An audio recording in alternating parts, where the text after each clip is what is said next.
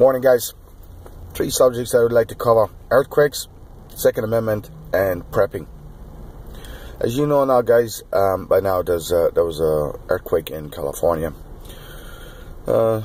Decent size, but they're predicting, the websites, earthquake websites are predicting the big one. So my advice is you need the Second Amendment to be able to defend yourself. If you see what happened in Chile with that earthquake, and they're still predicting a bigger one than that in Chile, where they had to call in special forces to stop looters, and there was an escape from a prison over there. Let me explain something to you how it's going to go down, guys. The first thing happens after a natural disaster is the cockroaches and the gangbangers come out of the woodwork.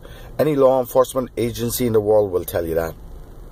Now, if you don't have the Second Amendment God-given right that we do have here in these United States of America to protect yourself and your family, then, you think law enforcement can get you. It's just ridiculous. Now, if I'm in California and they're telling me that, they're predicting a big one, I would definitely have the Second Amendment by my side at all times, and I'd be looking to get into one. Hurricane Sandy here in Long Island, and we found out this information after the fact. As a prepper, and not full-blown prepper, but as a person that was prepared for natural disasters, I became like a rock star in my block because I was the only one. People were going door to door looking for toilet paper. It was a disaster. What really happened after that, guys, was the robberies and home invasions were running rampant. And we knew this at the time, and we were shocked that the media wasn't covering it. We asked law enforcement, and they told us that they kept it out of the media for the simple reason they didn't want to cause mass panic. And it would have. A couple of weeks after that, I was in my local gun store, and we were just talking about, Hurricane Sandy and stuff. And he was telling me the Wednesday after Hurricane Sandy was his best day that he had since he opened his store 20 years ago. His best day. He saw more guns that day than he did in 20 years in business. That went unreported. We went to different gun stores in the area, and all were reporting the same thing. What does that tell you? People know that law enforcement can't be there to protect you as an individual. They come and try to help you. They're human beings themselves. They're going to be worried about their families. They're going to be stretched thin. They're going to be stretched thin. So I urge you that when your life becomes ground zero at a moment's notice in California, please pay attention to what's going on, because you definitely need to school yourself a little bit. Don't listen to those freaking liberal pinheads that has that country, that state destroyed. Actually, it's a country we should cut it off and just let you guys wash out into the sea. I'm sorry, guys, I got friends over there, but you know what the liberals have done to that state over there. And they're doing it every way they can get their hands on it. But you guys, you have to be able to defend yourself, because once it becomes ground zero, let me tell you, the cockroaches, the gangbangers are going to come out. They're going to take your shit if you can't be able to protect yourself. Okay? Has anybody thought about the prison systems? What's going to happen there? Are they going to stand in line and wait for you guys, wait for people to round them up if the big one comes? What are you going to drop in National Guard, Special Forces on the blocks? We're stretched 10. We're all over the world. Please do yourself a favor. If any cop in the right frame of mind and the right state of mind, I will tell you that he would love to see law-abiding citizens arm themselves, because it's one less thing they have to worry about. You become an asset.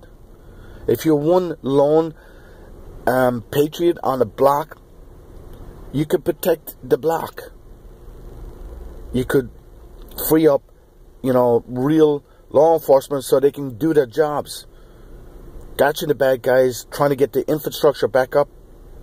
You're going to lose communications. Phone lines are going to be down. So I urge you guys, you know, to definitely prepare yourselves. Be armed. It's the only thing that's going to be able to stop the cockroaches from taking your shit. If you don't know that by now, I don't know what to tell you. Alright, second, that's my third point, I should say. What are you going to do when shit goes down?